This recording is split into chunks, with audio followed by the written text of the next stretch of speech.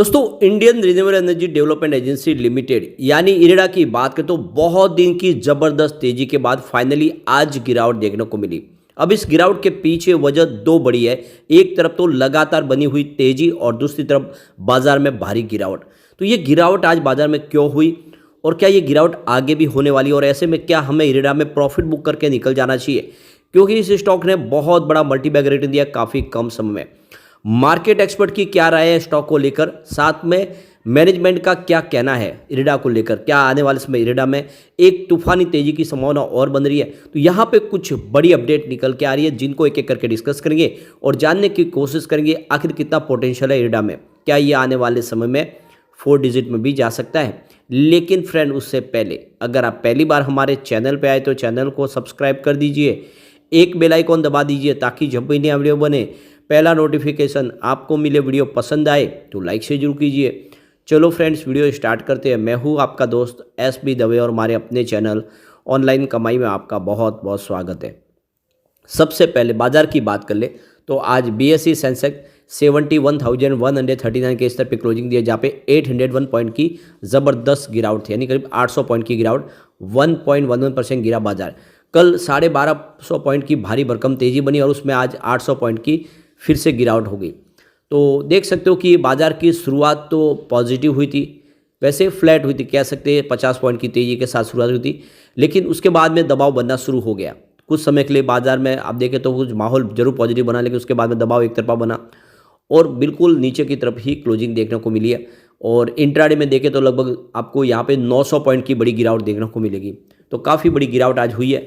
अब इस गिरावट के पीछे जो सबसे बड़ी वजह है कि रिलायंस के शेयरों में आज ज़बरदस्त प्रॉफिट बुकिंग देखने को मिली। सोमवार को रिलायंस के शेयरों में 7% की बम्पर तेजी बनी थी और वो 52 वीक के हाई पे लेवल पे चला गया और उसके बाद देखें तो वहाँ पे प्रॉफिट बुकिंग आ गई। तो रिलायंस इंडस्ट्रीज का बहुत बड़ा वेटेज है इंडेक्स के अंदर, उसका असर बिल्कुल देखने को मिला। इसके अलावा एवरग्रांडे ग्रुप पर आय के कोर्ट के आदेश और भू राजनीतिक तनाव से कच्चे तेल के दामों में उछाल देखने के कारण एशियाई बाजार में गिरावट देखने को मिली, उसका असर भी देखने को मिला। ITC और बजाज फाइनेंस और बजाज फिंसर्स में प्रॉफिट बुकिंग के कारण ये जो इंडेक्स बेस्ड शेयर है उनमें भी गिरावट हुई। और 1 फरवरी को बजट आने वाला है जिसे लेकर लोगों को बहुत ही इंतजार है काफ़ी बेसब्री से। वही बजट के खास ऐलान की उम्मीद अभी फिलहाल दिखाई नहीं दे रही है, क्योंकि यह एंट्रीम बजट है और विदेशी निवेशक जो लगातार अपनी बिकवाली कर रहे हैं, तो FI का साथ बाजार को नहीं मिल रहा। तो ये कुछ बड़े रीजन है जिसकी वजह से आज बाजार में हमने गिरावट देखी है। अब BSE फाइनेंशियल सर्विस में भी गिरावट थी, 10,083 के स्तर पे 0.47% की गिरावट थी और इसी वजह से इरेडा भी आज नीचे आ गया। अच्छी बात यह है कि लोअर सर्किट तो नहीं लगा, इसका मतलब ये है कि अभी भी इस लेवल पे मजबूत है। तो स्टॉक की शुरुआत हुई 184 पर, पॉजिटिव शुरुआत हुई। कल की क्लोजिंग 178 के आसपास थी। इंट्राडे में 187 का हाई भी बना, लेकिन जो लो है वो 169 का है। अंत में क्लोजिंग 173 के आसपास थी, जहाँ पे 2.41% की गिरावट देखने को मिली। लेकिन इसके पहले स्टॉक बहुत ज़्यादा दौड़ चुका है। आप देख सकते हो 20 जनवरी को स्टॉक 148 के आसपास था, जहाँ पे 10% का अपर सर्किट लगा। 23 जनवरी की बात करो क्लोजिंग 154 के आसपास है, जहाँ पे 3.5% की तेजी बनी, अपर सर्किट लगा था, उसके बाद में सर्किट एक खुला था। फिर 24 जनवरी की बात करें स्टॉक आ गया 161 के आसपास, जहाँ पे 5% का फिर से अपर सर्किट लगा।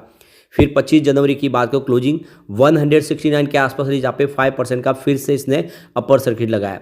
उसके बाद बात करें 29 जनवरी यानी कल की, तो स्टॉक सीधा 178 पर पहुंचा, जहाँ पे फिर से 5% का अपर सर्किट लगा, यानी सर्किट के ऊपर सर्किट लगातार। ये आप देख सकते हो पिछले 4-5 दिन से इसमें सर्किट लग रहे थे और ऐसे में बहुत ज़बरदस्त तेजी बन चुकी है कम समय में और इसी वजह से आज आ गई है प्रॉफिट बुकिंग। कोई चिंता की बात नहीं, थोड़ी सी गिरावट हो सकती है लेकिन स्टॉक फिर से दौड़ेगा जरूर। अब इंट्राडे का लो 169 का, लेकिन हाई 187 का है, जो बिल्कुल आज एक ने फ्रेश हाई बनाई है, बिल्कुल एक नया इतिहास है, जहाँ ऊपर के लेवल से फिर आ गई गिरावट। तो अब आप समझ ही सकते हो कि जो 32 रुपये का स्टॉक था वो 187 तक चला गया और वो भी सिर्फ 2 महीने के दरमियान। अब इतनी बड़ी तूफानी तेजी के बाद तो प्रॉफिट बुकिंग आनी थी। आज वॉल्यूम भी काफ़ी तेजी से बढ़ा है। देखिए तो पिछले एक महीने पहले इसका 7 करोड़ का वॉल्यूम था, 3 करोड़ की डिलीवरी उठाई गई थी। 1 वीक पहले 10 करोड़ का वॉल्यूम था, 4 करोड़ की डिलीवरी उठाई गई थी और कल 9 करोड़ का वॉल्यूम था, 3 करोड़ की डिलीवरी उठाई थी। लेकिन आज 12 करोड़ का ज़बरदस्त वॉल्यूम है, पूरे महीने में सबसे ज़्यादा वॉल्यूम आज हुआ है। अब यहाँ पे एक बड़ी अपडेट निकल के आ रही है। गवर्नमेंट ऑफ महाराष्ट्र ने करीब 2,76,300 करोड़ के 7 MOU अलग अलग साइन किए ग्रीन हाइड्रोजन प्रोजेक्ट के लिए। और आप देख सकते हो ये आर्सेलर मित्तल निप्पॉन स्टील के साथ में इन्होंने 40,000 करोड़ के स्टील प्लांट के लिए भी एमओयू साइन किए। तो यहाँ पे अलग अलग कंपनियों के साथ में एमओयू साइन हुए, जिसमें NTPC green energy limited, JSW energy limited, Avaada green energy hydrogen private limited, Bafna solar and infra private limited, ReNew e fuel private limited, Welspun Godavari GH2 private limited, INOX air product private limited और L&T green energy limited, इन अलग अलग green energy sector की कंपनियों के साथ में MOU sign कर लिए। और ये बहुत बड़ी अमाउंट है, आप देख लगे करीब 2,76,300 करोड़ की रकम छोटी नहीं होती है, बहुत बड़ी रकम है। और ये सब ग्रीन हाइड्रोजन के प्रोजेक्ट आने वाले समय कंप्लीट होते हुए दिखा देंगे। तो ग्रीन एनर्जी के जो प्रोजेक्ट जो महाराष्ट्र सरकार की तरफ से जो एमओयू साइन किए गए, इसमें अब आप देख सकते हो कि एक बहुत बड़ा रोल आपको यहाँ पे दिखाई देगा इरडा के लिए। इरडा ग्रीन एनर्जी सेक्टर के लिए फाइनेंस प्रोवाइड करने का काम करती है। और ऐसे में जो महाराष्ट्र की जो देख दो कि इस समय शिंदे फडणवीस सरकार है, उस सरकार ने जो ये 7 जो बड़े एमओयू साइन किए, उसकी वजह से ग्रीन हाइड्रोजन की पॉलिसी के तहत जो आने वाले इसमें बहुत सारा निवेश होने वाला है। और ऐसे में आप समझ सकते हो कि इरडा इसमें कमाल कर सकता है, उसका एक बड़ा रोल यहाँ पे दिखाई दे सकता है। और ये बहुत बड़ी गुड न्यूज़ है एक तरह से इरडा के लिए भी, जो एक बहुत बड़ी अमाउंट के जो एमओयू साइन हुए हैं महाराष्ट्र गवर्नमेंट की तरफ से। अब यहाँ पे देख सकते हो कि अगर हम इरडा के लिए अगर हम मार्केट एक्सपर्ट की राय देखें तो प्रभुदास लीलाधर के हिसाब से जो उसके टारगेट दिए गए थे 179 और फिर 194 के टारगेट थे। लेकिन आज देख सकते हो कि 178 से यहाँ पे इसने 187 की हाई बना दी। तो पहला रेजिस्टेंस तो ऑलरेडी आज ब्रेक हो चुका है। सेकंड टारगेट के पहले ही स्टॉक फिर से इसने निचली तरफ का रुख कर लिया है। तो आने वाले समय नियर टर्म में 145 का इसका सपोर्ट दिखाई दे रहा है। जब तक उसके ऊपर है फिर ऊपर जाने की संभावना होगी, या फिर 145 से नीचे गया तो गिरावट हो सकती है। दूसरी तरफ देखें GCL सिक्योरिटीज के वैभव कौशिक का कहना है कि स्टॉक मजबूत है, आने वाले समय जिस तरह से इसका कारोबार काफ़ी अच्छा है, यह स्टॉक कमाल करेगा और प्रधानमंत्री सूर्योदय योजना का फायदा भी मिलेगा। तो ये 240 का टारगेट देखने को मिल सकता है, लेकिन स्टॉप लॉस 139 का लगाना है। तो 139 का स्टॉप लॉस वैभव कौशिक की तरफ से है। और यहाँ पे देख सकते हो कि 145 का स्टॉप लॉस देख सकते हो कि प्रभुदास लीलाधर की तरफ से भी है। तो कुल मिला के जब तक 140 के नीचे स्टॉक नहीं जाता, फिर से एक शानदार बाउंस बैक की संभावना बनेगी। और दूसरी तरफ देखें तो मार्केट एक्सपर्ट रवि सिंह के हिसाब से भी देखें तो इन्होंने 190 का टारगेट दिया हुआ है और स्टॉप लॉस 150 का दिया हुआ है। तो सभी ब्रोकेज हाउस के हिसाब से देखें तो जो स्टॉप लॉस है वो 140-150 के आसपास ही है। और इस लेवल के ऊपर जब तक स्टॉक है तेज़ी से आगे बढ़ सकता है और आने वाले समय का अच्छा आपको रिटर्न भी दे सकता है। तो उस हिसाब से अपनी स्ट्रेटेजी बना के इसमें बने रह सकते हैं।